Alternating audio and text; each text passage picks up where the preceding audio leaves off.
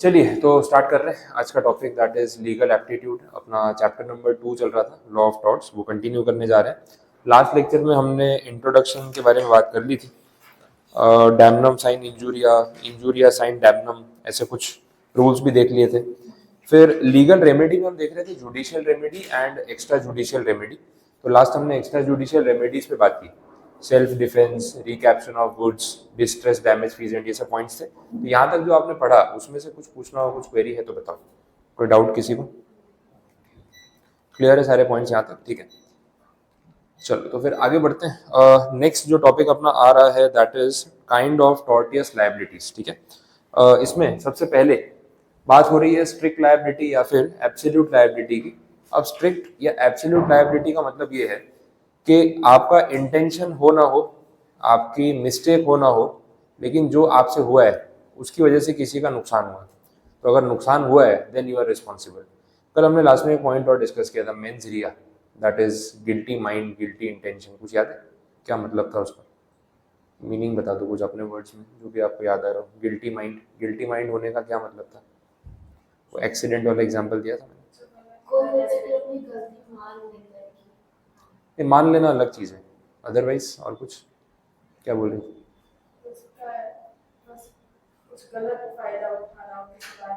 जानबूझ के किया या गलती से हुआ, ठीक है। वो था गिल्टी माइंड का मतलब कि जो आप कर रहे हो ना वो आप सोच समझ के कर रहे हो, ऐसा नहीं है कि बाई मिस्टेक हो गया। एक एक्सीडेंटल होता है कि यार मेरा इंटेंशन नहीं था, मैं गाड़ी चला रहा था। ऐसा हो भी सकता है ना, जैसे अपने ड्राइविंग की बात कर रहे थे, तो आप है ना अपना कार ड्राइव कर रहे हो और स्पीड लिमिट है उस रोड पे 60 किलोमीटर पर आवर, आप 40 पे चला रहे हो, सीट बेल्ट है, लाइसेंस है आपके पास, कार के पेपर्स हैं, इंश्योरेंस, पीयूसी, सब कुछ है, तो कोई इलीगल नहीं, रॉन्ग साइड नहीं चला रहे हो, ओवर स्पीडिंग नहीं कर रहे हो, कुछ भी नहीं है। लेकिन आपके आगे एक व्हीकल ड्राइव कर रहा है कोई, ऑल ऑफ अ सडन वो गिर गया व्हीकल से और आपकी गाड़ी से टकरा गया, और उतना स्पेस नहीं था कि आप ब्रेक मार के उसको बचा सको, तो चोट लग गई। अब यहाँ पे क्या आपका गिल्टी माइंड था, उसको चोट लगे, आपका इंटेंशन था या बाई मिस्टेक हुआ? अब इसमें आपकी कोई गलती है, कुछ भी इलीगल किया आपने नहीं, सो दिस इज एक्सीडेंट। बट एक होता है कि आगे वो गाड़ी चला रहा था, स्पीड लिमिट 60 की थी, आप 80 की स्पीड, 100 की स्पीड पे चला रहे हो और ब्रेक मारनी चाहिए, आपने ब्रेक नहीं मारी, उसको टक्कर लग गई, चोट लग गई। अब यहाँ पे आपके नेग्लिजेंस की वजह से, आपकी गलती की वजह से उसको चोट लगी है, वो गिल्टी माइंड में आ सकता है। तीसरा पॉइंट है कि आपकी उसे ना पर्सनल दुश्मनी है, आप उसको जानते हो और कहीं ना कहीं कुछ गुस्सा वुस्सा आ गया, उसको रास्ते में देख लिया और गाड़ी से उड़ा दिया पर्पसफुली, जानबूझ के, दैट इज गिल्टी माइंड और इंटेंशन, वो मेंजरिया में आ गया। ठीक है, तो वहां तो आपको क्रिमिनल एक्शन फेस करना ही पड़ेगा। स्ट्रिक्ट और एब्सोल्यूट लायबिलिटी देखो लैंग्वेज के हिसाब से क्या बोल रहा है, द डिफेंडेंट। अच्छा ये वर्ड आया, अपन ने डिस्कस किया नहीं अभी तक, who is a defendant? I think ये वर्ड पे अपना डिस्कशन करना बाकी है। डिफेंडेंट कौन है वो समझ लेते हैं। दो पार्टीज होती हैं, एक को बोलते हैं प्लेंटिफ, मैं वर्ड यहाँ पे लिख रहा हूँ, प्लेंटिफ, और दूसरा वर्ड है ही, अच्छा प्लेंटिफ भी मेंशन किया हुआ है, प्लेंटिफ एंड डिफेंडेंट, ये दो पार्टीज हैं यहाँ पे। अब इनका नाम समझ लो या इनका मीनिंग समझ लो। प्लेंटिफ मतलब वो जो कंप्लेंट करता है कोर्ट में, केस फाइल करता है कि भाई मुझे जस्टिस चाहिए, मेरे साथ इलीगल हुआ, मेरा नुकसान हुआ। तो जिसका एक्सीडेंट हुआ वो कंप्लेंट करेगा कोर्ट में, तो उसको क्या बोलेंगे? प्लेंटिफ। अब ये वर्ड कहाँ से है वो भी समझना। मैंने आपको स्टार्टिंग में बोला दो टाइप के मैटर होते हैं, एक होता है सिविल और दूसरा क्रिमिनल, ये बात हुई थी। अब अगर मैटर क्रिमिनल होता है तो कोर्ट में जो हम एप्लीकेशन करते हैं उसके लिए वर्ड यूज होता है कंप्लेंट। ये आपने सुना होगा, स्कूल में बोलते थे कंप्लेंट, ये वर्ड आता था। अब स्कूल में ना अपने कंप्लेंट वर्ड जो यूज करते थे वो जनरल होता था। अब जैसे क्लास में आपका किसी से झगड़ा हो गया, तो स्टूडेंट्स दो टाइप के होते थे क्लास में। एक वो जो अपना झगड़ा आपस में सॉल्व करेंगे, टीचर को बीच में क्यों डालना है, अपने बीच में प्रॉब्लम है अपन बात कर लेंगे, या तो स्कूल के बाहर मिलना, वहाँ बात कर लेंगे। अब बात होगी, लड़ाई होगी, अलग बात है, लेकिन मैटर वहाँ सॉल्व होगा। और एक बच्चा होता था जो तुरंत टीचर के पास कंप्लेंट करने भागता है, उसको जरा सा कुछ बोल दिया ना, वो बात सुनेगा नहीं, सीधा टीचर के पास भागेगा, तो बोलते कंप्लेंट कर दी मैंने, वैसा होता है। तो कंप्लेंट का बेसिक मीनिंग आपको पता है, लेकिन कोर्ट की लैंग्वेज में कंप्लेंट वर्ड का अपना मीनिंग है। कंप्लेंट तब होती है जब केस क्रिमिनल नेचर का हो, ये खास ध्यान देना आप। लेकिन अगर मैटर सिविल हो तो वर्ड यूज करते हैं प्लेंट, सिर्फ प्लेंट, नॉट कंप्लेंट। वर्ड क्या यूज होता है, प्लेंट। और प्लेंट फाइल करने वाले को हम बोलते हैं प्लेंटिफ, वर्ड वहां से आया, ठीक है। जो प्लेंट फाइल करता है उसको क्या बोलते हैं, प्लेंटिफ, ठीक है, वैसा है, तो ये वर्ड वहां से आया। तो कोर्ट में केस में जो दो पार्टीज होती है, एक जिसने अर्जी की है और एक जिसके खिलाफ केस हुआ है। तो जिसने केस किया है वो प्लेंटिफ है, और जिसके खिलाफ केस हुआ है, जो अपना बचाव कर रहा है कि भाई मेरी कोई गलती नहीं, मैंने कुछ नहीं किया, उसको क्या बोलते हैं, डिफेंडेंट। आया समझ में, क्लियर हुआ। तो दो टर्म्स की बात यहाँ पे हो रही है। अब आगे बढ़ते हैं। स्ट्रिक्ट और एब्सोल्यूट लायबिलिटी का मतलब क्या है। In some torts the defendant is liable even though the harm to the plaintiff occurred without intention or negligence on the defendant's part. In other words, the defendant is held liable without fault. मतलब गलती नहीं है ना, फिर भी liable हो, कुछ नहीं हो सकता, ऐसी बात हो रही है। यार ये कुछ गलत नहीं हो गया, या मेरी गलती नहीं फिर भी मैं लायबल हूँ, ऐसा हो सकता है। इसमें मैंने एक एग्जांपल रखा है, वो डिस्कस करवा देता हूँ। सपोज ऐसा कुछ है कि आपकी ना एक फैक्ट्री है, और फैक्ट्री में कुछ केमिकल्स का काम होता है, कुछ प्रोडक्शन होता है, कुछ केमिकल वेस्ट रिलीज होता है। अब वो केमिकल वेस्ट ना आपने क्या किया, अनइंटेंशनली, किसी को नुकसान नहीं पहुंचाना था, बट वेस्ट है, डिस्कार्ड करना था। आपके फैक्ट्री के आसपास कोई लेक या कोई नदी थी, उसमें आपने वो वेस्ट रिलीज कर दिया बिना सोचे समझे। अच्छा, वो वेस्ट थोड़ा हेजार्डस था, केमिकल था, पानी में घुल गया, गांव के लोगों ने पानी पिया, बीमार हो गए। अब वो आपके ऊपर ब्लेम कर रहे हैं कि आपकी वजह से ऐसा हुआ। अब आपकी लायबिलिटी आएगी या नहीं आएगी, ये सवाल है। तो देखो, आपका इंटेंशन किसी को हार्म करने का था नहीं, आपका इंटेंशन था भाई कचरा कहाँ फेंको, पानी में फेंक दिया, लेकिन वो पानी खराब हो गया ना। अब जिन लोगों ने पिया वो बीमार हो गए, और ये हुआ तो आपकी वजह से। तो भले आपका इंटेंशन उनको हार्म करने का नहीं था, स्टिल यू आर लायबल। तो इसको क्या बोलते हैं, स्ट्रिक्ट लायबिलिटी, एकदम स्ट्रिक्ट, कोई बात नहीं सुनी जाएगी आपकी। जो आपने किया, आपका क्या इंटेंशन है पता नहीं, लेकिन नुकसान हुआ है, यू आर लायबल। एब्सोल्यूट का मतलब भी वही है, without any terms and condition, कोई एक्सक्यूज नहीं सुनेंगे, बस यू आर लायबल, वैसा हो गया। तो इसको हम क्या बोलेंगे, that is called strict liability. Clear. तो ये पढ़ लो, लैंग्वेज देख लो, पॉइंट समझ आ रहा है, एग्जाम्पल पढ़ लो, उसमें वही बात लिखी हुई है।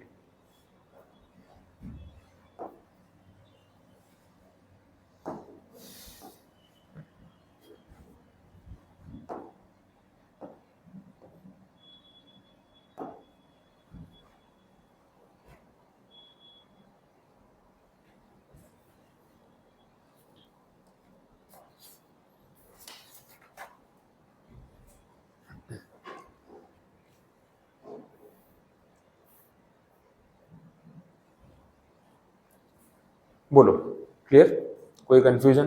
प्लेंटिफ और डिफेंडेंट का मीनिंग समझ आ गया। चलो आगे बढ़ रहे हैं। अब देखो नेक्स्ट एक केस है, फेमस केस है। ये दो पार्टीज का नाम है, केस में दो पार्टीज होती है हमेशा, एक का नाम है राइडेंड, एक का नाम है फ्लेचर। अब हमें बहुत डेप्थ में एकदम वर्ड टू वर्ड इसको लर्न नहीं करना है, सिर्फ स्टोरी और इंटेंशन समझना है, तो उसके ऊपर फोकस करते हैं। अब एक्चुअली में केस ऐसा है कि एक जो बंदा है इसमें से, उसकी एक मिल है, ठीक है, कुछ कपड़े का काम हो रहा होगा, प्रिंटिंग मिल, डाइंग मिल हो सकती है। और दूसरा जो है ना, उसकी माइन है। माइन मतलब वो कोल माइन, ठीक है। तो कोल एक्सट्रैक्ट करने का काम, जमीन में से वो ड्रिलिंग कर रहा है, और बाजू में आपकी मिल है। अब मिल में ना, ये जो मिल का ओनर है, इसने क्या किया, एक बहुत बड़ा वाटर टैंक बनवाने का सोचा, अंडरग्राउंड वाटर टैंक। अब यूजुअली इतना बड़ा वाटर टैंक कोई अपनी मिल में नहीं बनवाता है उस एरिया में, ये कुछ ज़्यादा ही बड़ा वाटर टैंक बनवाने का सोच रहा था स्टोरेज के लिए। बट है ना, इसमें खतरा है, जस्ट बाजू में माइन है। अब माइन का काम तो अंडरग्राउंड होता है, और कोल माइनिंग में ऐसा होता है कि अगर पानी चला गया तो पूरी माइन हो जाएगी खराब, पानी भर जाएगा तो कोल नहीं निकाल सकते। दूसरा, जो वर्कर्स अंडरग्राउंड माइन में काम कर रहे हैं, उनकी जान को खतरा हो सकता है। अच्छा, ये बात इस मिल का ओनर बहुत अच्छे से समझता था कि भाई बाजू में किसी की माइन है, लाखों करोड़ों लगे, नुकसान हो जाएगा। इसने क्या सोचा कि देखो मुझे टैंक तो बनवानी है, मैं क्या करूंगा, बहुत ही अच्छे इंजीनियर्स, आर्किटेक्ट्स बुलाऊंगा, बेस्ट क्वालिटी का सीमेंट यूज करूंगा, ताकि कोई डैमेज ना हो जाए। सब कुछ ध्यान रखा, सोच समझ के उसने टैंक बनवाई। लेकिन जब इसके अंदर पानी भरना शुरू किया, पता नहीं कहाँ से लीकेज हो गया, सारा पानी चला गया माइन में, और माइन खराब। अब माइन के ओनर का रिएक्शन क्या होगा, वो इसको कुछ बोलेगा ही नहीं बोलेगा, पहले आएगा बोले क्या कर दिया आपने, ऐसा हो गया, मेरा कितना नुकसान हो गया। अब ये क्या बोल रहा है, भाई मेरी कोई रिस्पॉन्सिबिलिटी नहीं है, इतने अच्छे इंजीनियर बुलाए, आर्किटेक्ट बुलाए, आप खुद आके देख लो कितनी अच्छी क्वालिटी का मैंने सीमेंट यूज़ किया, तो मिस्टेक जो है वो मेरी तरफ से तो है ही नहीं। अब आपके यहाँ नुकसान हुआ तो मैं क्या कर सकता हूँ, उसका आर्ग्यूमेंट ये होगा। अब आप ही सोचो इसमें से क्या करें, अपने मिल वाले की गलती माने या ना माने। माइन वाले को कुछ कॉम्पनसेशन मिलना चाहिए कि नहीं मिलना चाहिए, क्या होना चाहिए आपके हिसाब से, बोलो। दोनों पार्टीज के पॉइंट ऑफ व्यू सोचे अगर, तो क्या मिल ओनर के ऊपर कोई लायबिलिटी आनी चाहिए या बिल्कुल नहीं आनी चाहिए? आनी तो चाहिए। पॉइंट क्या है, एक तो इतना बड़ा वाटर टैंक नॉर्मली कोई नहीं बनवाता। नॉर्मल वाटर टैंक होता है समझ में आता है कि हर किसी के यहाँ होता है, बट ये तो इतना बड़ा वाटर टैंक है जो अनयूजुअल है। अच्छा, आपने अपनी प्रीमाइसिस में बनवाया, आपकी मर्जी है, लेकिन आपकी वजह से अगर आजू बाजू वाले लोगों को नुकसान होगा तो जिम्मेदारी तो आपको लेनी पड़ेगी, ये वैसी बात हो गई। अब आते हैं इसके आउटकम पे। राइलैंड वर्सेस फ्लेचर का जो रूल है, यहाँ पे ना रूल में या प्रिंसिपल में बात लिखी हुई है, दोनों में से कुछ भी पढ़ो। उन्होंने इसमें ऐसा बोला हुआ है कि अगर आप अपने प्रीमाइसिस में as a owner of the premises आप जो चाहे करो, आपका घर है, आपकी दुकान है, आपका बिजनेस है, जो चाहे करो, लेकिन आपकी प्रीमाइसिस में की गई एक्टिविटी की वजह से अगर आजू बाजू के लोगों को कुछ नुकसान होता है, देन यू आर रिस्पॉन्सिबल। तो ये भी एक स्ट्रिक्ट लायबिलिटी हो गई कि आप अपने रिस्क पे करो, अपनी प्रीमाइसिस में आप कुछ भी करो, अपने रिस्क पे करो। अगर उस वजह से आस पड़ोस के लोगों को कुछ नुकसान हुआ, उनका डैमेज हुआ, then you are definitely responsible. आइए बात समझ में क्लियर हुआ? तो देखो अब लैंग्वेज से भी मैं रिलेट कराता हूँ। A person who for his own purpose brings on his land, अपनी प्रीमाइसिस में, collects and keeps anything likely to do mischief. Mischief का मतलब जिससे कुछ शरारत, कुछ नुकसान हो सकता है। If it escapes must keep it at his peril. ये वर्ड एक बार देखना, पेरिल। पेरिल का मतलब है इंजरी या फिर रिस्क। पेरिल का मतलब है इंजरी या फिर रिस्क, ठीक है। सिंपल हिंदी में बोलूं, कोई भी पर्सन अपनी प्रॉपर्टी में जो चाहे कर सकता है, लेकिन आपके खुद के रिस्क पे। अगर उस वजह से पड़ोसियों को नुकसान हुआ ना, जिम्मेदारी आपकी है, ठीक है, तो आपको ध्यान रखना पड़ेगा। वैसा इसका एक बेसिक एग्जांपल देता हूँ। एक केस हो चुका है, मैंने न्यूज़ चैनल पे देखा था काफ़ी साल पहले, तो मेरे दिमाग में वो पॉइंट है। एक पर्टिकुलर पर्सन का ना किसी सोसाइटी में घर था, रो हाउस थे, ठीक है, तो एक रो हाउस उसका था। अब रो हाउस में आपको पता है एक लाइन में बंगलोज बने होते हैं, बीच में कॉमन वॉल होती है। उसका ना काम था, ये पटाखों की फैक्ट्री होती है ना, फायर वर्क्स, उसका वो काम था। अब पटाखों की फैक्ट्री में जो एक्सप्लोजिव यूज होता है, जो पटाखों में एक्सप्लोजिव आता है, वो यूज करने का उसके पास लाइसेंस था, तभी फैक्ट्री यूज कर सकता है। उसने क्या किया, वो एक्सप्लोजिव्स ट्रक में भर के, टेम्पो में भर के अपने घर पे ले आया और पार्किंग में ट्रक पार्क कर दिया। खाना खाने आया था आफ्टरनून में। अब उसके पास लाइसेंस था, लेकिन आपको आइडिया होगा फायरवर्क्स की फैक्ट्री जो होती है, क्रैकर्स की, वो सिटी से बहुत दूर होती है, ताकि बाई चांस आग लग जाए ना तो आजू बाजू के लोगों को रिस्क नहीं होना चाहिए। पर वो तो घर पे लेके आ गया।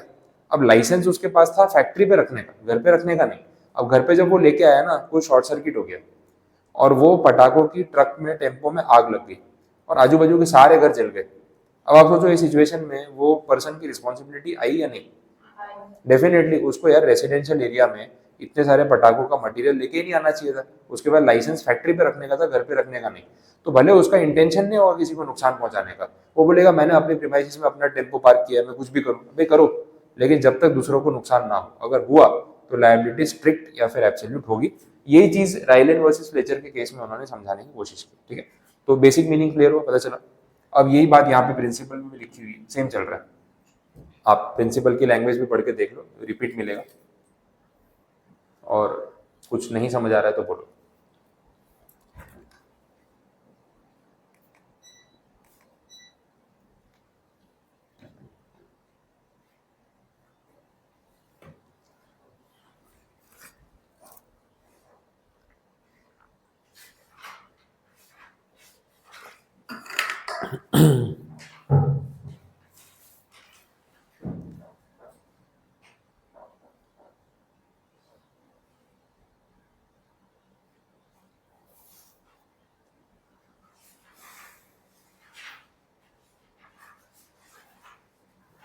यहाँ बोला है कि the liability in cases of this kind does not depend on negligence.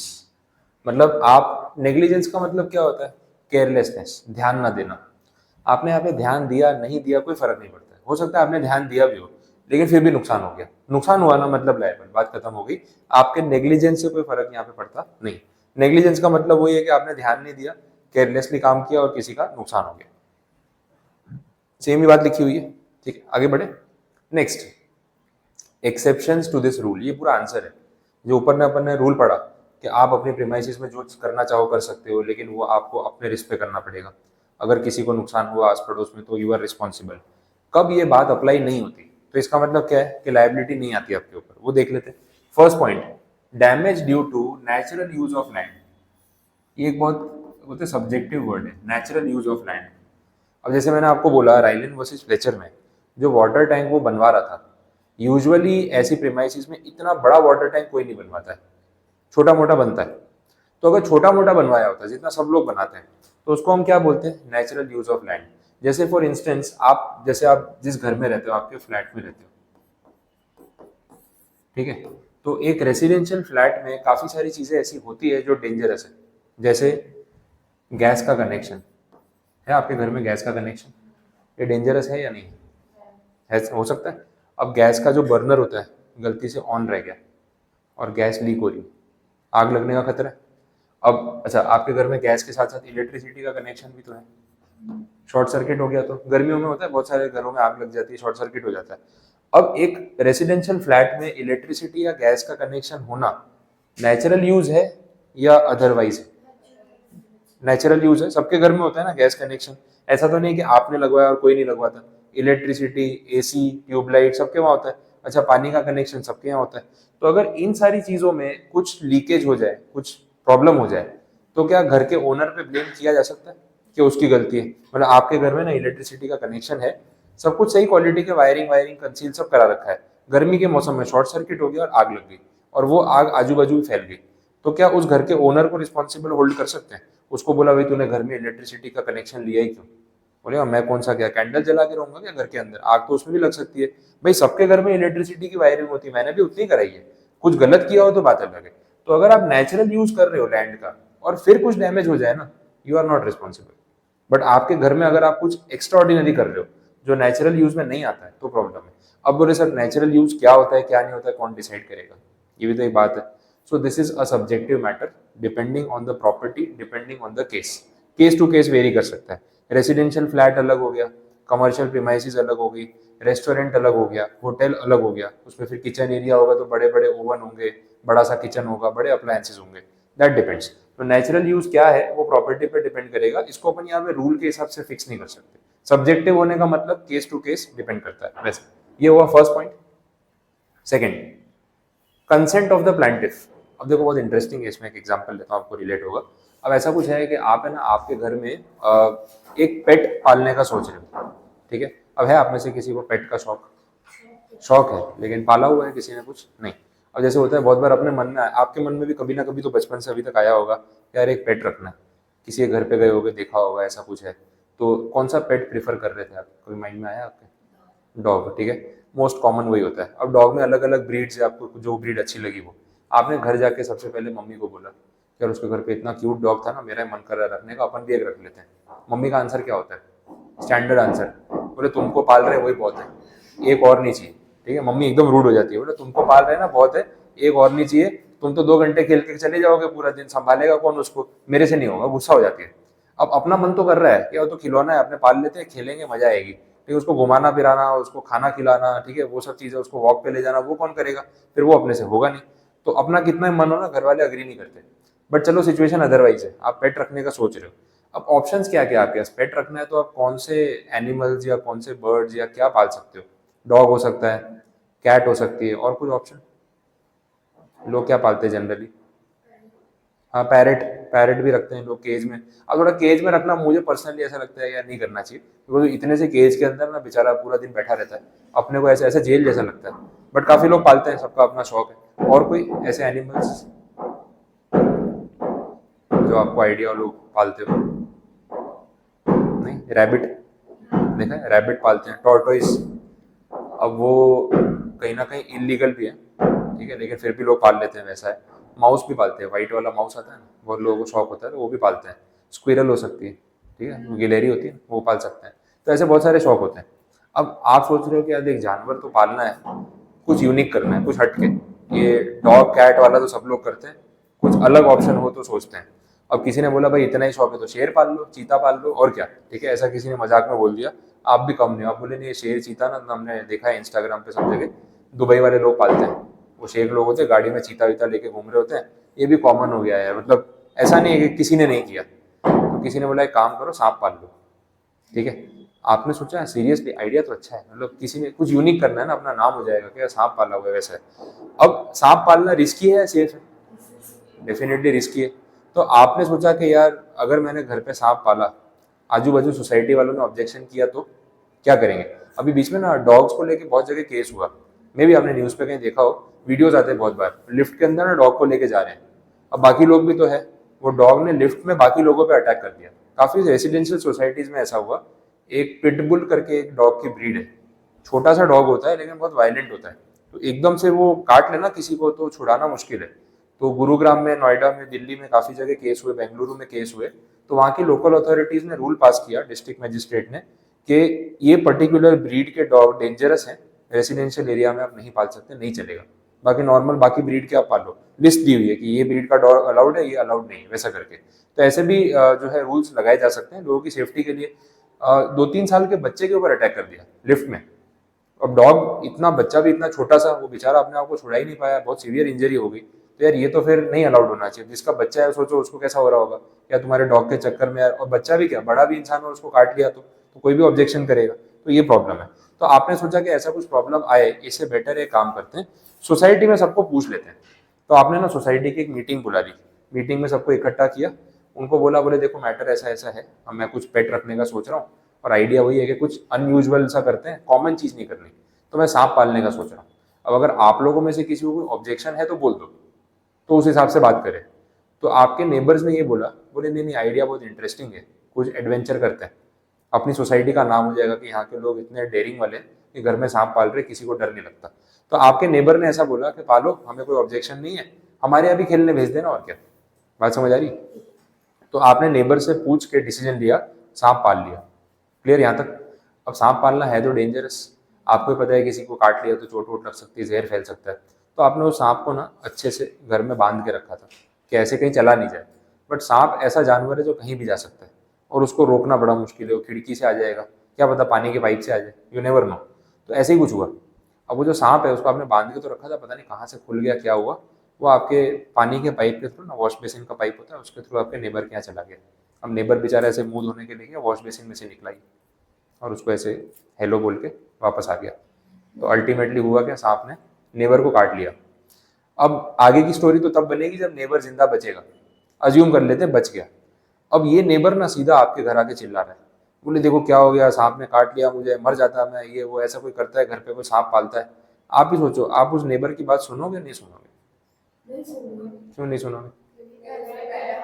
उसी ने तो बोला था, तब तो बोला था घर पे खेलने भेज देना, अपना भी नाम हो जाएगा, भेज दिया। ठीक है, अब भेज दिया तो आप नाराज हो रहे हो, बात समझ आई? तो यहाँ पे बोल रहे हैं कंसेंट ऑफ द प्लेंटिफ। वो प्लेंटिफ वही आपका पड़ोसी जिसको आपने पहले ही पूछा था, मीटिंग में सबको पूछा था कि भाई मैं ये करूँ तो चलेगा, किसी को ऑब्जेक्शन तो नहीं है, तब सबने हाँ बोली। अच्छा हो सकता है जहर वहर निकाल दिया और सांप का, आप शौक के लिए पालो, जहर वाला सांप तो आप भी नहीं पालोगे, काट लिया तो आपको ही कुछ हो जाएगा। बट वो उसके घर पे जाके काट के आ गया, इसलिए वो मरा नहीं, लेकिन काट लिया तो बेचारा डर गया होगा, अब वो आपके ऊपर ब्लेम कर रहा है। तो उसके ब्लेम की कोई वैलिडिटी नहीं, बिकॉज उसने खुद कंसेंट दिया था कि अगर आप सांप पालोगे तो मुझे ऑब्जेक्शन नहीं। बात समझ आई? तो यहाँ Rylands versus Fletcher, strict liability, absolute liability का केस बनता ही नहीं, that is called consent of the plaintiff. बोलो कुछ कंफ्यूजन? अब क्लियर हो रहा है? ऐसे एग्जांपल्स क्या माइंड में रहते हैं तो पॉइंट क्लियर रहता है। चलो next, act of the third party.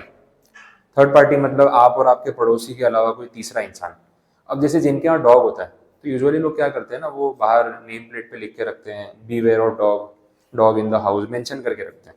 अच्छा, डॉग को बांध के भी रखते हैं कि ऐसे किसी पे अटैक ना कर दे। अब आपने अपने घर में अपना डॉग सेफली बांध के रखा है, और वो ऐसी ब्रीड है जिसको रखना अलाउड भी है, इलीगल नहीं है। किसी थर्ड पर्सन ने क्या किया, आपके घर में आया चुपके से, वो डॉग को खोला, उसका बेल्ट वेल्ट ओपन किया, और उसको आपके नेबर के यहाँ छोड़ दिया। अब वो डॉग ने नेबर को काट लिया, और ये चीज प्रूव हुई है कि किसी ने पर्पसफुली ऐसा आप दोनों के बीच में झगड़ा करवा दिया, तो आपकी गलती मानी जाएगी? नहीं, क्योंकि तो थर्ड पार्टी की एक्ट की वजह से ऐसा हुआ है, तो फिर उस सिचुएशन में कोई लायबिलिटी आपके ऊपर नहीं आएगी, ये इंप्लाइड है। नेक्स्ट केस है स्टैट्यूटरी अथॉरिटी। स्टैट्यूटरी अथॉरिटी बोलते किसको है? ऐसी अथॉरिटी जो बेसिक फैसिलिटीज आपको प्रोवाइड करती है, जैसे वाटर, गैस, इलेक्ट्रिसिटी। जैसे आपकी डीजीवीसीएल या टोरेंट पावर है, या फिर गुजरात गैस है, या फिर एसएमसी म्यूनिसिपल कॉर्पोरेशन जो पानी सप्लाई कर रही है, या सीवेज की पाइपलाइन जो सप्लाई कर रहे हैं वो, अब इनको बोलते हैं स्टैट्यूटरी अथॉरिटी। अब जैसे मैं ना गुजरात गैस का एग्जांपल ले रहा हूँ, आपने देखा होगा ये लोग ना हर महीने घर पे आते हैं, वो गैस के मीटर का रीडिंग ले लें कि कितना यूनिट यूज हुआ और इमीडिएट बिल निकाल के देते हैं। उनका वो प्रिंटर वाला मशीन होता है। अब ये फैसिलिटी अच्छी भी है और बुरी भी है। मेरे घर पे सपोज कोई नहीं है, अब वो गुजरात गैस वाला आया, घर बंद है, मीटर तो अंदर लगा है, तो बिल कैसे देगा फिर, वो भी एक प्रॉब्लम है। अच्छा, वो लोग कुछ महीनों में एक बार आते हैं और आपका गैस का पाइप ना चेंज करके जाते हैं। ये भी आपने देखा होगा घर पे, जो आपका वो स्टोव होता है ना, उसके साथ एक ऑरेंज कलर का ब्राउन कलर का पाइप होता है जो येलो पाइप तक जा रहा होता है। तो वो लोग क्या करते हैं, रूटीन चेकिंग के लिए आते हैं, 6 महीने में एक बार वो पाइप को चेंज कर देते हैं। अच्छा हो तो भी चेंज कर देते हैं, क्रैक हो गया हो तो भी चेंज कर देते हैं, उनका रूटीन है। अच्छा, वो पाइप चेंज करते हुए फ्री नहीं होता है, अगले बिल में उसके चार्ज ऐड हो जाते हैं, बट नॉमिनल है, 150-200 रुपीज चार्ज करते हैं। अब वो लोग बार बार सामने से क्यों कर रहे हैं, ताकि कोई मिस हैपनिंग ना हो जाए। 6 महीने, 8 महीने, साल भर में वो पाइप क्रैक हो जाता है हीट की वजह से। तो अगर वो पाइप क्रैक हो गया और उसमें लीकेज हुआ तो घर में आग लग सकती है, सोचो कितना बड़ा इंसिडेंट हो जाएगा। तो उस चक्कर में वो लोग क्या करते हैं, सेफ्टी पर्पज के हिसाब से पाइप चेंज कर देते हैं। अब गैस कंपनी इतना ध्यान रख रही है।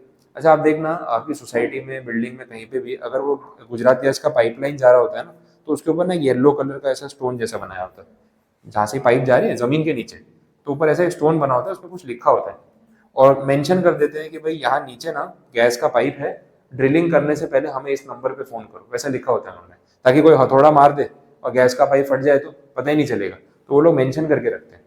इतनी सारी केयर लेने के बाद भी क्या ऐसा हो सकता है कहीं गैस लीकेज हो जाए और आग लग जाए? किसी के भी घर में, कोई सोसाइटी में हो सकता है ना।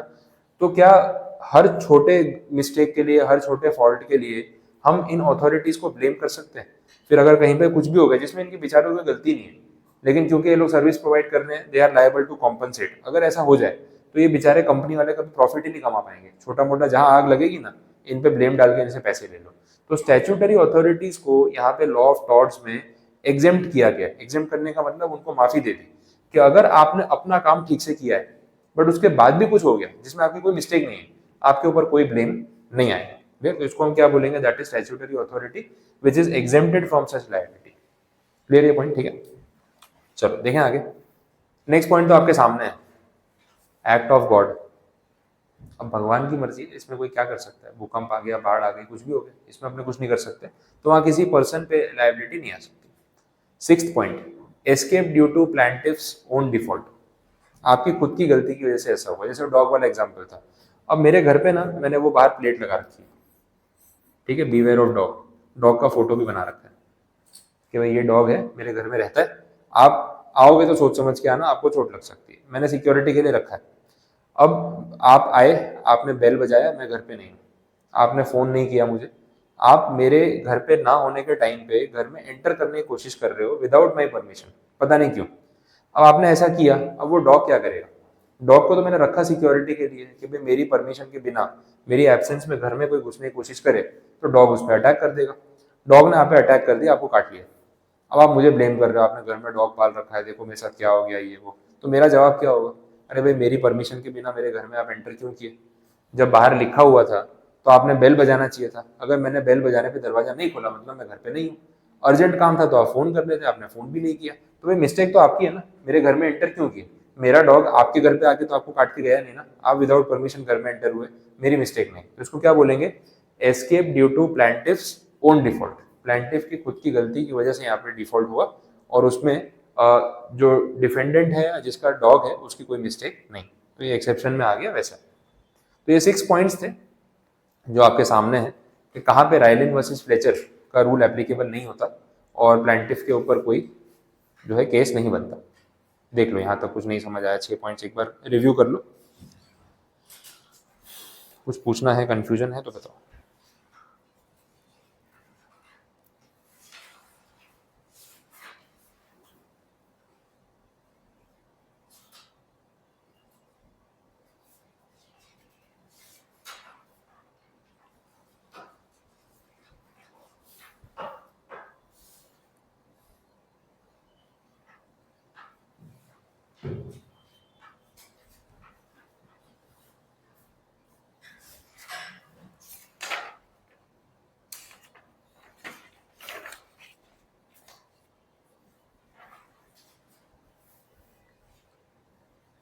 ठीक है, सारे पॉइंट्स पता चल रहे हैं, एक बार गो थ्रू कर लिए। पूछना है कुछ, किसी पॉइंट में कोई डाउट हो? नहीं?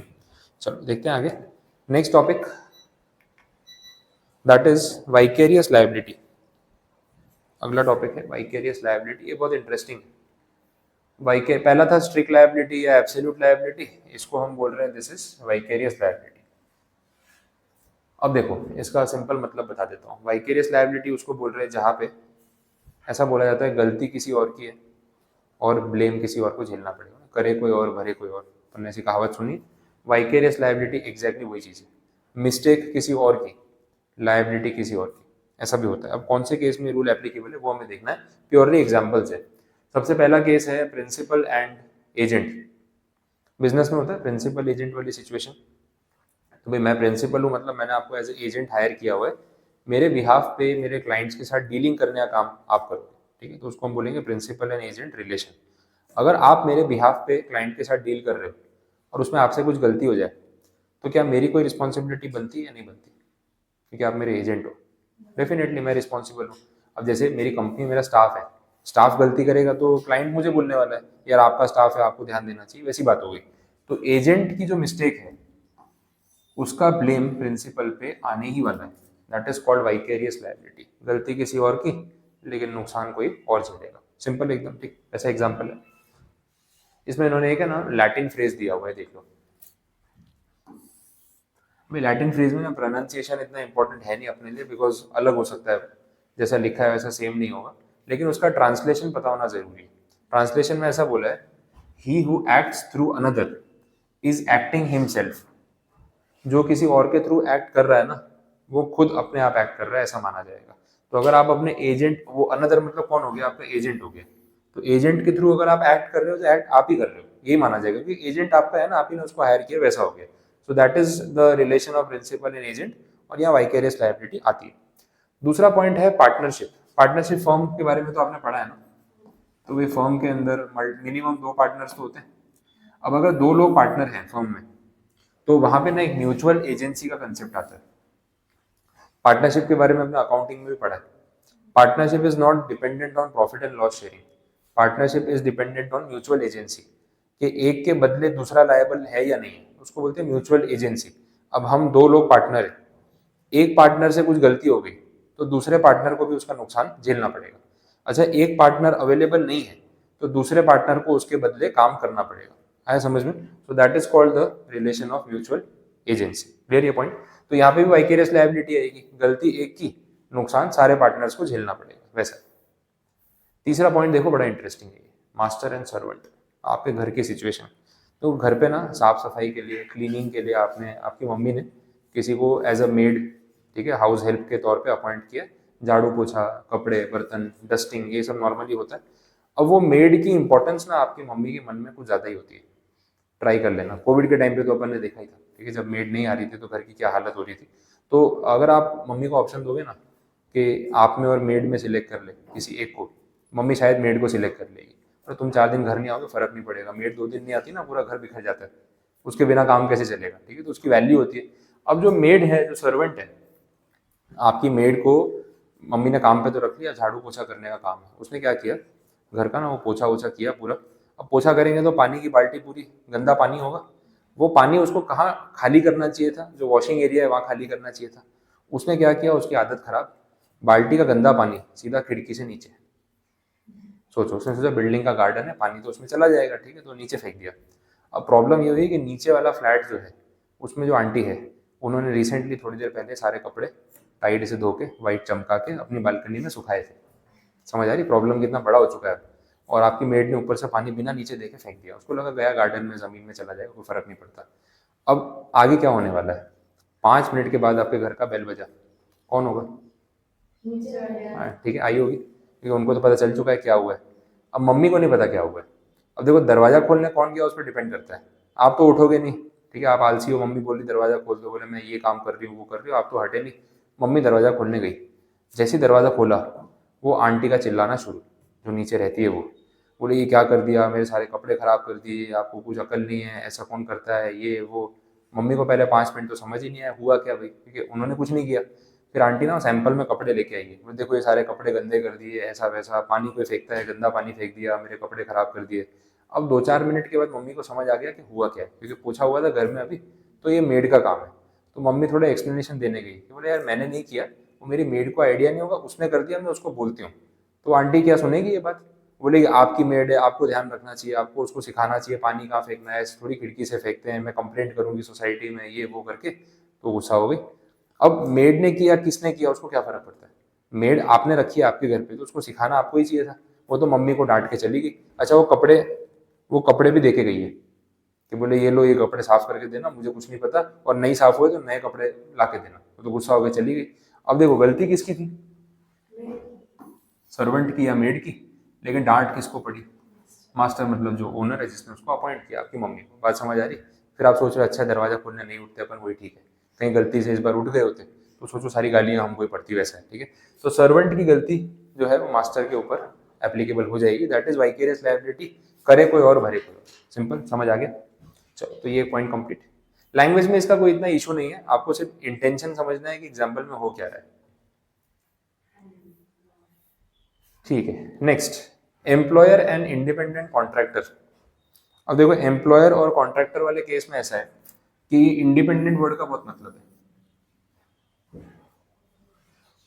ठीक है। एम्प्लॉयर में इंडिपेंडेंट कॉन्ट्रैक्टर वर्ड का बहुत मतलब है।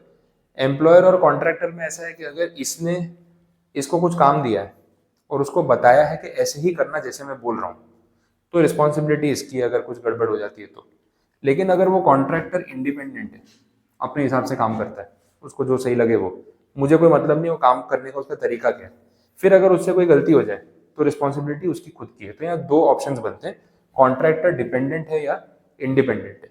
अगर इंडिपेंडेंट है तो वो खुद लायबल है, अगर डिपेंडेंट है तो एम्प्लॉयर लायबल है। बात समझ आई। तो ये आप अपने वर्ड्स में वहाँ पे नोट करके रख लेना, इसको पढ़ लो एक बार और लिख लो ये बात, फिर आगे देखते हैं।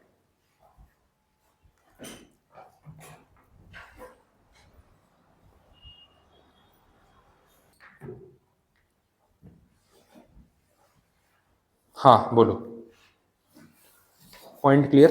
तो कॉन्ट्रैक्टर अगर इंडिपेंडेंट है उसका मतलब ये है कि वो काम अपने हिसाब से करता है, उसको सिखाने की जरूरत नहीं है, फिर वो काम जैसे भी करे, मुझे क्या लेना देना, मैंने उसको टास्क दे दिया है, उसकी रिस्पॉन्सिबिलिटी अगर कुछ भी गड़बड़ होती है। लेकिन मैंने अगर कॉन्ट्रैक्टर को सिखाया है कि ये काम ऐसे करना वैसे करना, जैसे मैं बोल रहा हूँ वैसे करना, फिर कुछ गड़बड़ होती है तो रिस्पॉन्सिबिलिटी मेरी है क्योंकि मैंने उसको बोला था कि काम ऐसे करना, ठीक है, ये फर्क है। तो दिस इज द पॉइंट। इसके बाद है next fifth point, state and it's employees and servant. मतलब ये गवर्नमेंट ऑफिशियल्स की बात हो रही है, गवर्नमेंट और उनके ऑफिसर्स, इनकी बात हो रही है। अब सरकारी एम्प्लॉय अगर गलती करे तो क्या सरकार उसके लिए लायबल होगी, ये सवाल है। अब इसमें ना दो पॉइंट्स दे रखे हैं, एक बोला कि इंग्लैंड में क्या कानून है और एक बोला इंडिया में क्या कानून है। समझ लेते हैं क्योंकि ब्रिटिशर्स के टाइम का लॉ है तो दोनों पॉइंट पे कंपैरिजन चल रहा है। इंग्लैंड में ऐसा बोला है, वहां पे एक एक्ट बनाया, क्राउन प्रोसीडिंग एक्ट 1947। ये समझो यहाँ से फ्री होके गए तो वहाँ पे कानून बनाया, ईयर याद रखने के लिए बता रहा हूँ, क्राउन प्रोसीडिंग एक्ट 1947। इसमें ऐसा बोला कि अगर इंग्लैंड में कोई गवर्नमेंट ऑफिशियल कोई मिस्टेक करता है तो उसकी रिस्पॉन्सिबिलिटी जो है वो क्राउन की होगी। क्राउन वर्ड क्यों यूज करने की, आपको पता है वहाँ पे इंग्लैंड में वो किंग और क्वीन वाला रूल अभी भी है, ठीक है। तो अभी वो किंग चार्ल्स जो इंग्लैंड के या यूनाइटेड किंगडम के रूलर है, किंग है, तो उनके पास भी पावर है और गवर्नमेंट भी है, वैसा है। तो क्राउन का मतलब वो जो भी किंग या क्वीन वहाँ पे अभी काम कर रहे हैं उनकी बात हो रही है, उस रेफरेंस में लिखा हुआ है। तो अगर सरकारी एम्प्लॉय कुछ गलती करता है तो लायबिलिटी क्राउन की होगी, सरकार कॉम्पनसेट करेगी आपको, सिंपल। इंडिया में सिचुएशन कुछ अलग है।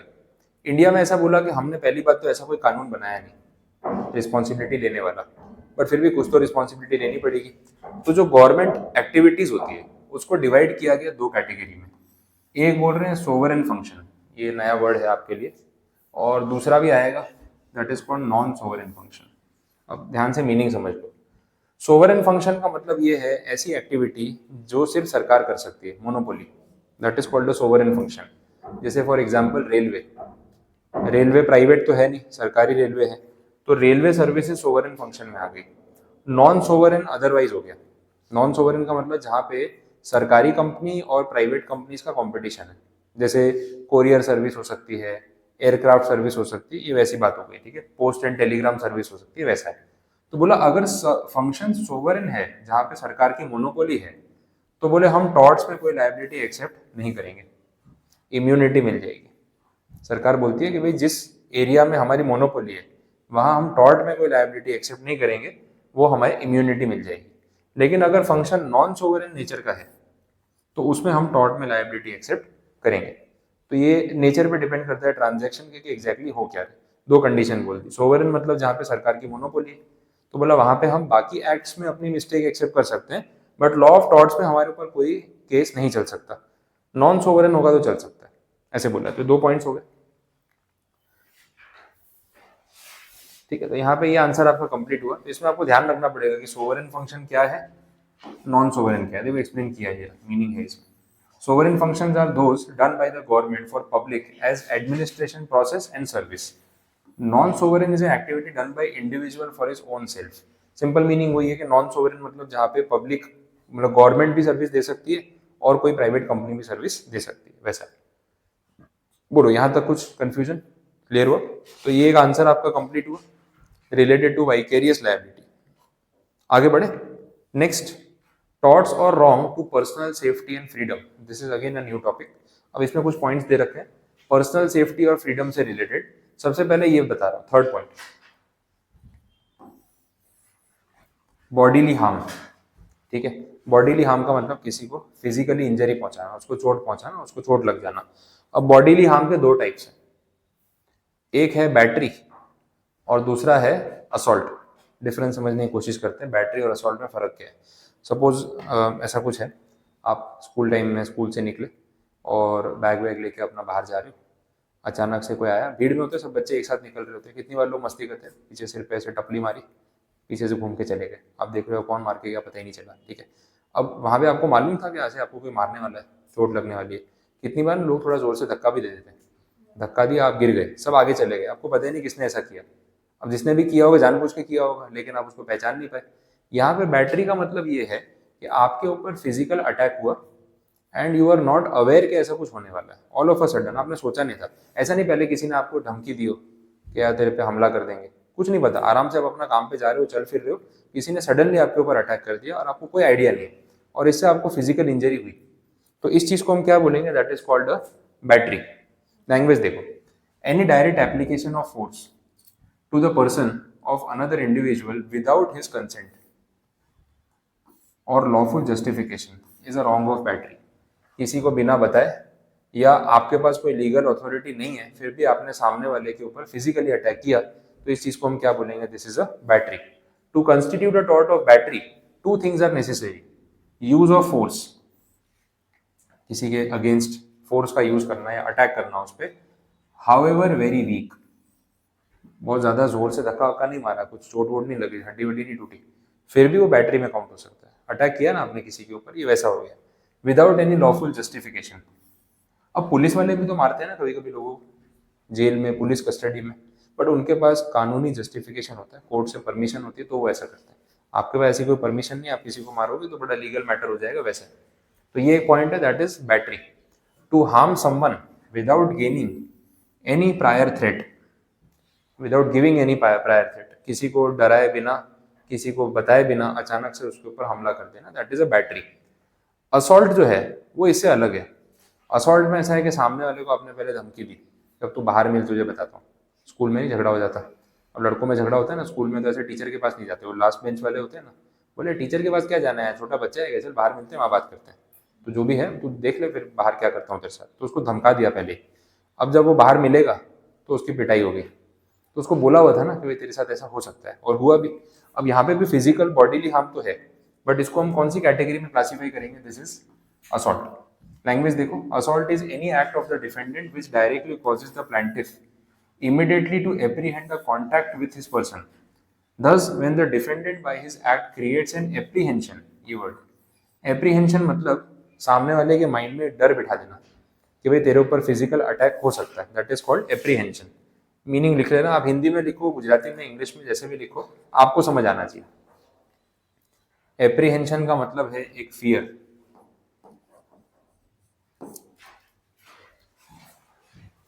कि सामने वाले के खिलाफ फिजिकल अटैक होने वाला है, तो उसको हम बोलेंगे that is assault. Usually when there is a battery there will also be assault. अब मुझे एक बात बताओ, आपको ये दोनों पॉइंट पढ़ के बैटरी और असॉल्ट में फ़र्क पता चला? आपके माइंड में क्या पिक्चर क्रिएट हुआ? What is the difference between battery and assault? फ़र्क क्या है? फिजिकल इंजरी दोनों में हो रही है। हाँ, तो फिर क्या फ़र्क है? उसमें तो पता ही नहीं चला। बैटरी में तो ऐसा है, जैसे कोई वॉक करते हुए जा रहा है, कोई ऑफिस जा रहा है और किसी ने उसके ऊपर गोली चला दी, उसको नहीं पता था, अचानक से गोली चल गई। अब जिंदा बचेगा नहीं बचेगा पता नहीं, गोली चल गई, दैट इज बैटरी। उसको कहाँ मालूम था ऐसा होने वाला है। लेकिन ऑन द कॉन्ट्ररी आपको फोन आया था कि भाई इतने पैसे दे देना वरना कुछ भी हो सकता है, गोली वोली चल जाएगी, फिर बोलना मत, तो इतने पैसे पहुंचा दे। आपने बोला जो होता है देख लेना, ऐसे तो बहुत आते हैं पैसे मांगना, थोड़ी ऐसे पैसे दे दूंगा। तो आपको मालूम था कि किसी ने धमकी दी है, आपने उसको लाइटली लिया, फिर आप पे गोली चल गई। Now that is assault. आपके माइंड में एक एप्रीहेंशन क्रिएट करने की कोशिश की थी। इंजरी फिजिकली दोनों में हुई है, लेकिन एक में पता था और एक में नहीं पता था, that is a major difference. अच्छा, असॉल्ट में दो स्टेजेस हो सकते हैं, एक बोलेंगे मेंटल असॉल्ट और एक बोलेंगे फिजिकल असॉल्ट। मेंटल असॉल्ट का मतलब डर बिठाना, धमकियां दे रहे बार बार, भाई बात मान ले, कुछ भी हो सकता है, सोच ले। अभी तक कुछ किया नहीं है, लेकिन फिर बाद में एक्चुअली में आप पे अटैक कर दिया, तो वो हो गया फिजिकल असॉल्ट। अब फिजिकल असॉल्ट होते ही कहीं ना कहीं बैटरी तो हो ही गई ना, देखिए आपको चोट तो लगी है ना फिजिकली, वैसा। तो असॉल्ट और बैटरी को ये लोग कंपेयर करने की कोशिश करते हैं।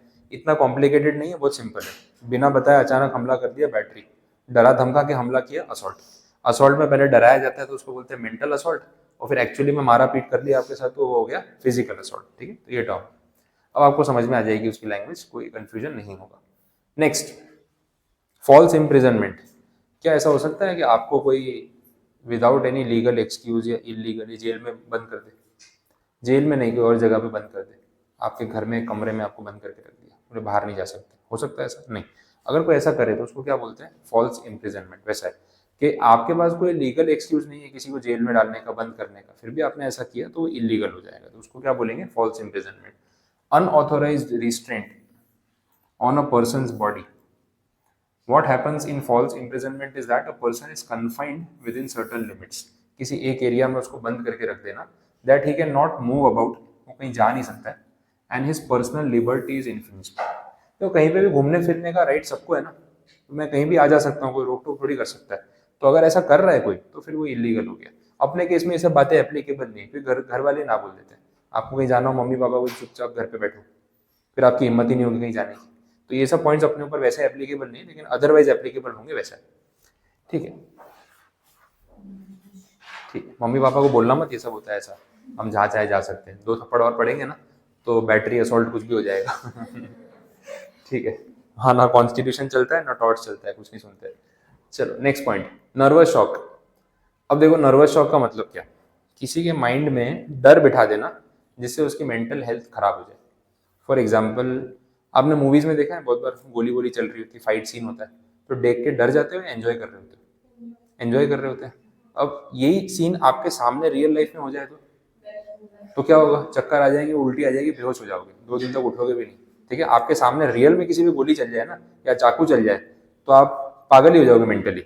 लेकिन मूवी में क्या होता है, वो एक एक्टर अपना जिसकी गन में 6 गोली है, वो 20-25 गुंडे उसी गोली से मार चुका है। अपने को पता है ड्रामा चल रहा है, मजा आ रहा है, आपको पता है कि वो रियल नहीं है, इसलिए आप उसको फाइट सीन की तरह एंजॉय कर रहे हो।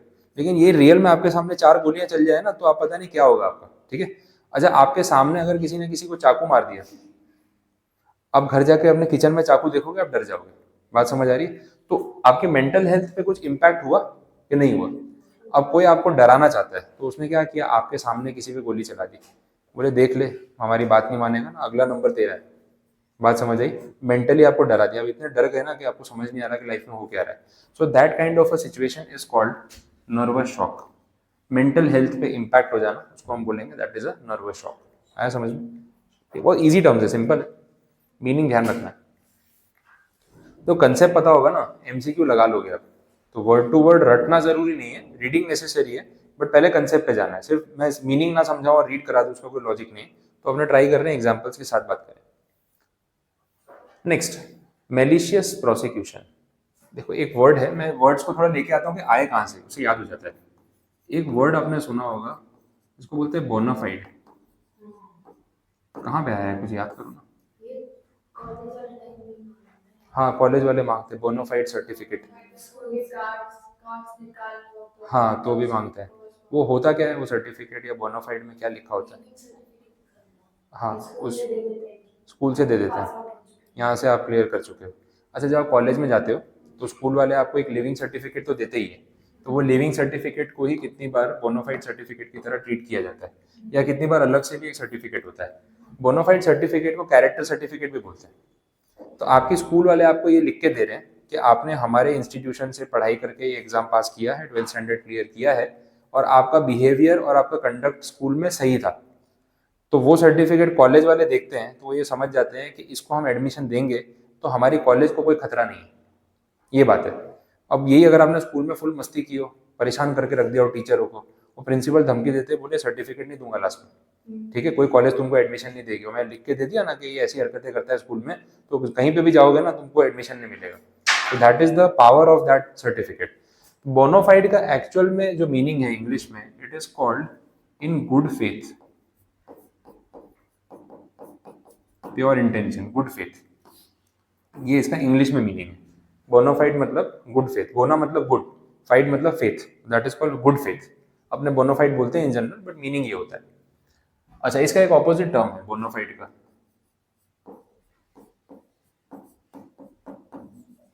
मैलेफाइड। मैलेफाइड मतलब बैड फेथ।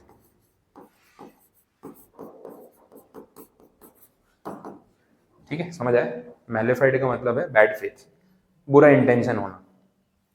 अब मैलेफाइड से वर्ड आया मेलिशियस, बैड इंटेंशन। ठीक है मैं आपको वर्ड रिलेट करा रहा हूँ, याद अपने आप हो जाएगा मेलिशियस का मतलब क्या है। मेलिशियस का मतलब बैड इंटेंशन या मैलेफाइड इंटेंशन, उसको मेलिशियस बोलेंगे। प्रोसिक्यूशन करना मतलब किसी के ऊपर केस फाइल करना, लीगल एक्शन लेना। प्रोसिक्यूशन का मतलब है लीगल एक्शन लेना या फिर केस फाइल करना। Malicious prosecution, it means to file a false case against someone. ऐसा भी होता है लोग झूठा केस फाइल करते हैं कोर्ट में, सुना है कभी ऐसा? बहुत होता है, 50%। एक कैटेगरी है क्राइम अगेंस्ट विमेन। ठीक है इस लॉ का सबसे ज़्यादा मिसयूज होता है आज की डेट में, बिकॉज लॉज जो है वो विमेन के फेवर में है, कुछ ज़्यादा फेवर में है, बैलेंस्ड नहीं है, मेल के अगेंस्ट हो जाता है। तो अगर किसी भी फीमेल को किसी मेल पर्सन के ऊपर कोई एलिगेशन लगाना है तो बहुत सिंपल है, rape charges, molestation charges, sexual harassment charges लगा दो, बात खत्म। अब ऐसा एक केस किसी मेल पर्सन पे हो गया तो वो प्रूव होगा नहीं होगा अलग बात है, लेकिन उसकी इंप्रेशन खत्म हो जाएगी, काम खत्म हो गया उसका। वैसा है तो बहुत सारी फीमेल को ये बात पता है, तो बहुत बार ना इसका मिसयूज होता है। छोटा मोटा मैटर होता है, आजकल तो ये भी प्रॉब्लम होता है, जैसे कोई दो लोग रिलेशनशिप में, शादी नहीं हुई है ठीक है अभी, अब शादी करने का सोचा है, बाद में कोई सर्कमस्टांसेस ऐसे बने कि शादी नहीं कर पा रहे, घर से एक्सेप्ट नहीं कर रहे, मैटर बहुत सीरियस हो गया, कुछ भी हो गया, तो बहुत बार ना जो फीमेल पार्टनर है वो एलिगेशन लगा देते हैं कि भाई मेरा मिसयूज किया, मुझे झूठ बोला, शादी का प्रॉमिस किया और फिजिकल रिलेशन रखा, ये सब किया। अब यार ये तो चीज़ ऐसी है कि फिर आप दोनों अपनी मर्जी से उस चीज़ में थे, अब शादी नहीं हो पा रही तो आपने ब्लेम कर दिया। पुलिस को और कोर्ट को भी बात समझ आ गई है कि भाई बहुत सारे फीमेल पर्सन इस चीज़ का फायदा उठाते हैं कि भाई कुछ भी हो हम तो केस कर देंगे, झूठा केस कर देंगे, भाई ऐसा कुछ था नहीं, लेकिन इल्ज़ाम लगा देंगे, फिर प्रूव करते रहो अपने आप। तो that is called malicious prosecution. मेरा अगर कोर्ट में केस फाइल करने का मन है तो my intention should be to ask for justice, मुझे जस्टिस चाहिए, फिर मेरा नुकसान हुआ है, मेरे को उसकी भरपाई होनी चाहिए, उस इंटेंशन से मैं केस करूँ ना, तो इंटेंशन सही है।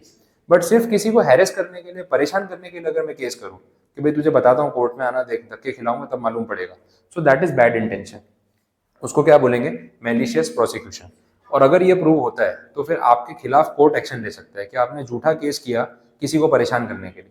बहुत बार सामने वाले ने कुछ किया भी नहीं होता है, सिर्फ आप उसको हैरेस करने के लिए उस पर झूठा इल्जाम लगा रहे हो, तो ये नहीं होना चाहिए। क्लियर है? तो that is called malicious prosecution, और ये एक टॉर्ट माना जाएगा। मीनिंग देख लो, prosecuting someone without reason and with a wrong intention, not for getting justice but to harass another person, उसको परेशान करने के लिए, तो ये नहीं चलेगा।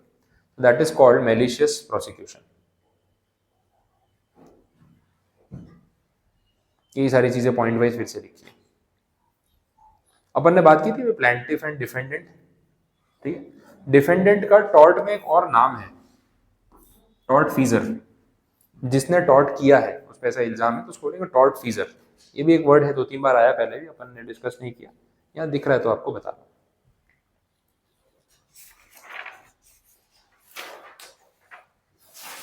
चलिए अब लास्ट पार्ट पे आ रहे हैं टॉपिक के, चैप्टर यहाँ पे अपना एंड हो जाएगा, दैट इज डिफेमेशन। ये भी बड़ा प्रैक्टिकल और इम्पोर्टेंट टॉपिक है डिफेमेशन। डिफेमेशन का सिंपल मतलब है किसी की रेप्यूटेशन पे अटैक करना, किसी की इमेज खराब करने की कोशिश करना, दैट इज कॉल्ड डिफेमेशन। वैसा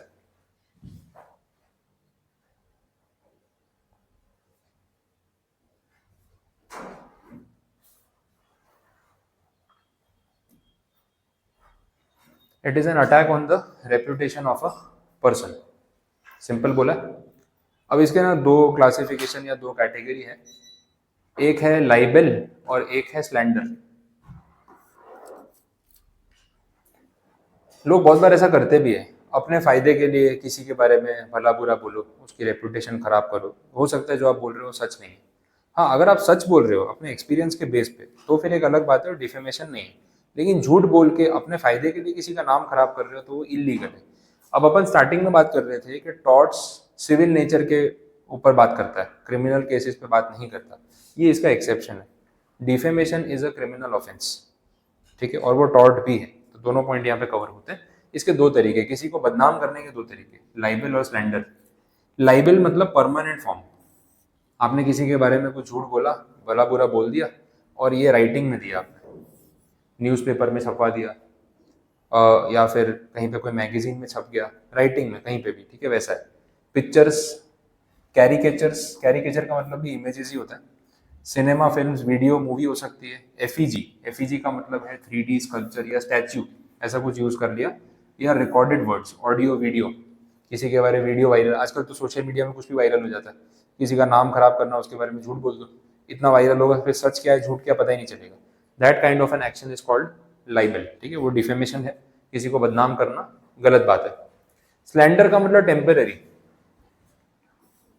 आपने पब्लिक प्लेस में ओरली मेरे बारे में भला बुरा बोल दिया, झूठ बोल दिया, लेकिन उसका कोई रिकॉर्डिंग नहीं है, बट फिर भी लोगों ने सुना तो है, काफी लोगों तक मैसेज गया, वाया वाया सब एक दूसरे को बोलेंगे, तो उसको भी हम डिफेमेशन बोलेंगे, and that is in the form of a slander. Clear? तो इसके दो टाइप्स हो गए, ये ध्यान रखना है। अब देखो लास्ट में बोला है defamation is a tort as well as a crime in India. Indian penal code करके एक एक्ट है आईपीसी, उसमें सेक्शन है 499, उसमें एक क्रिमिनल ऑफेंस है, जेल हो सकती है, ठीक है। पॉलिटिकल मैटर्स में ऐसे केस बहुत बार होते हैं, इलेक्शंस होते हैं तो लीडर्स क्या करते हैं ना, रैली में एक दूसरे पे इल्जाम लगा देते हैं, इसने तो इतना फ्रॉड किया, इसने तो इतने पैसे खाए, ऐसा किया वैसा किया। फिर वो दूसरा लीडर ना कोर्ट में जाता है, बोले मेरे बारे में ऐसा बोला, प्रूफ क्या है? और बिना प्रूफ के बोल रहे हो, मतलब आप तो सिर्फ इलेक्शन जीतने के लिए मेरा नाम खराब कर रहे हो, भाई वो डिफेमेशन है, तो कोर्ट केस हो सकता है, कॉम्पनसेशन भी देना पड़ सकता है, जेल भी जाना पड़ सकता है, दोनों ऑप्शन है। लास्ट में जो आंसर है वो अपन कल देख चुके हैं ना, judicial remedy, extra judicial remedy, self defence, trespassing, re entry on land, recaption of goods, ये सब हो गया था। तो ये टॉपिक्स हमने डिस्कस कर लिए थे। अब इसके साथ यहाँ तक आते आते आपका जो पूरा टॉपिक है टॉर्ट्स का वो कंप्लीट है। अब कुछ पूछना हो आपको तो एक बार आप पहले घर पे आराम से इसको रीड कर लो। तो वो लैंग्वेज में ऐसा कुछ टेक्निकल बचा नहीं है, जो पॉइंट्स से मैंने कवर किया है, बट बिकॉज एमसीक्यू है हम उसको लाइटली नहीं ले सकते, तो एक बार आपको पूरा लाइन टू लाइन रीडिंग करके जो क्वेरीज है वो लेके आनी है। मंडे ट्यूसडे, अभी तो ये चैप्टर है ना आपके पास, तो इसमें से पढ़ सकते हो। मैं मंडे को फिर नोट्स प्रिंट करवा देता हूँ, मंडे नहीं आई तो मैक्सिमम ट्यूसडे तक आ जाएगी, तो फिर अपने स्टार्ट कर सकते हो वैसे। आप मंडे आओगे तो मंडे पे कर देना, स्पेशली अभी इसके लिए कल नहीं आओगे तो चलेगा। तो मैं अभी एडमिशन फॉर्म आपको दे देता हूँ, मंडे को आप लोग वो फॉर्म और फीस का अमाउंट सबमिट कर दो, और फिर मटेरियल मेरे से ऑन द स्पॉट ले लेना, ठीक है।